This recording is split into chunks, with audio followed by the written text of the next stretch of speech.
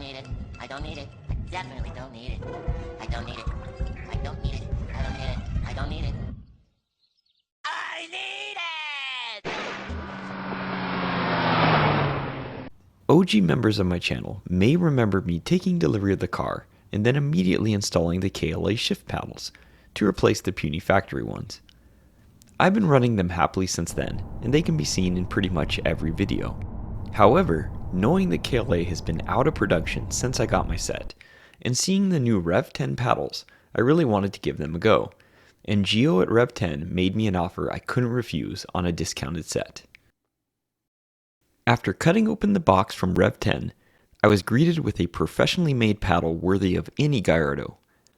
The paddle felt great in the hand, and machining is on point with a nice matte black powder coat.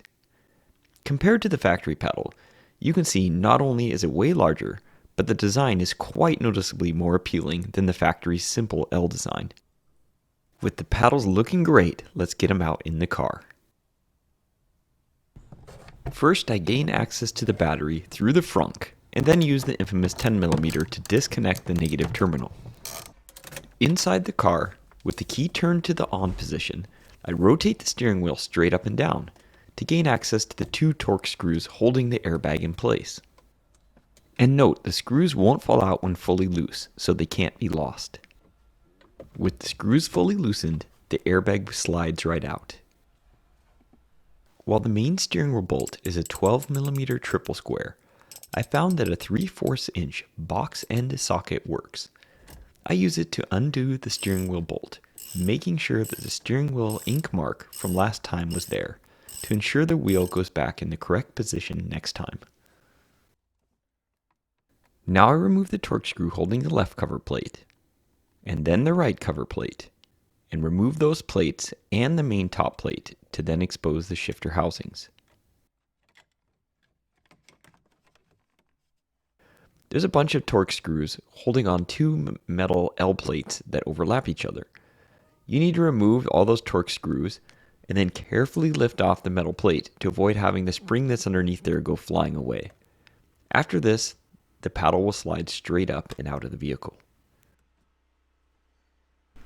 Now, transfer the wheel bearing and spring into the new paddle and it's ready for install. With the paddle prepped, you can slide it down into the housing, making sure your wheel bearing fully sets into place.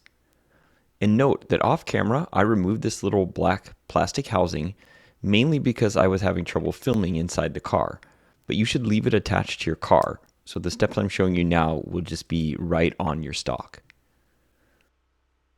And one more thing, don't forget to first slide the plastic cover over the paddle before sliding it down in the car, like I unfortunately did. It won't fit over the new paddles, so set it on before sliding the paddle down on the car, and it will look like this. Finally, just reverse the steps of screwing on the L brackets, screwing back on the plastic trim pieces, and then you're ready to put the wheel back on.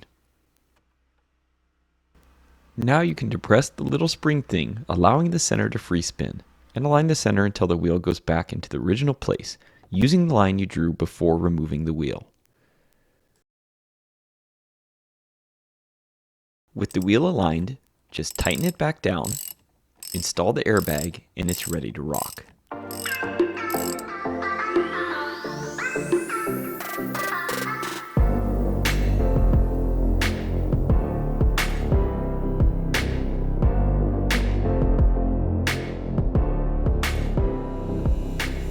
With the Rev10 paddles installed, it's clear not only how much bigger than the factory they are, but also how beautifully they match the car. These are OEM Plus and look perfect in the car. Using them the past few weeks, I can confirm they feel good in the hands with good weighting. They have a factory-like click, which is not too loud and has a nice feel. Compared to the factory and KLA paddles, the shifters sit a bit closer to the steering wheel. This leads to the only con I've noticed using these, which is that sometimes my thumb and pinky will brush against the paddle when turning.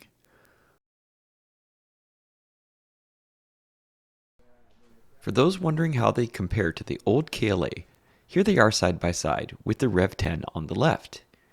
Both are finished well in a nice powder coating, with the KLA being a bit more satin and the Rev10 being a bit more flat, but when installed the difference is unnoticeable. The other major difference is the physical size. You can see the KLA on the right are much larger overall. However, since the KLA are positioned much closer to the turn and wiper stalks, as shown in this old picture I have of the KLA paddles, using the KLA below the center line is virtually impossible without accidentally knocking a stalk. This is not an issue with the Rev10 paddles, as there's plenty of clearance to use the paddle below the steering wheel center line. The stalk function is also great with the extra distance between the stalk and the paddle, better than the KLA and possibly better than the factory. Shifting while the steering wheel is in the position with your thumb inside the indent feels amazing with the Rev10.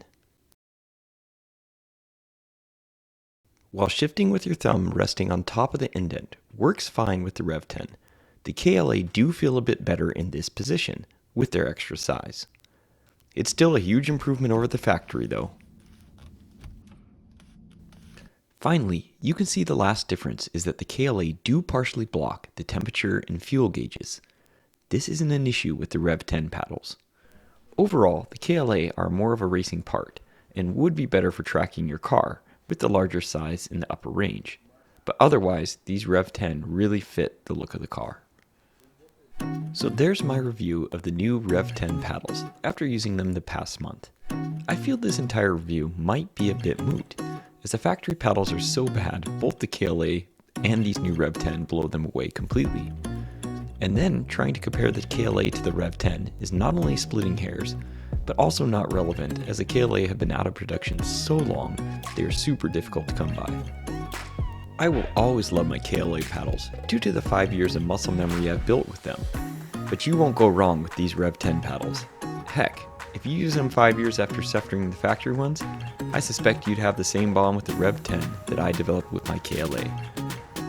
And these Rev10 are definitely the best looking set that have ever been made. Thanks for watching. Godspeed.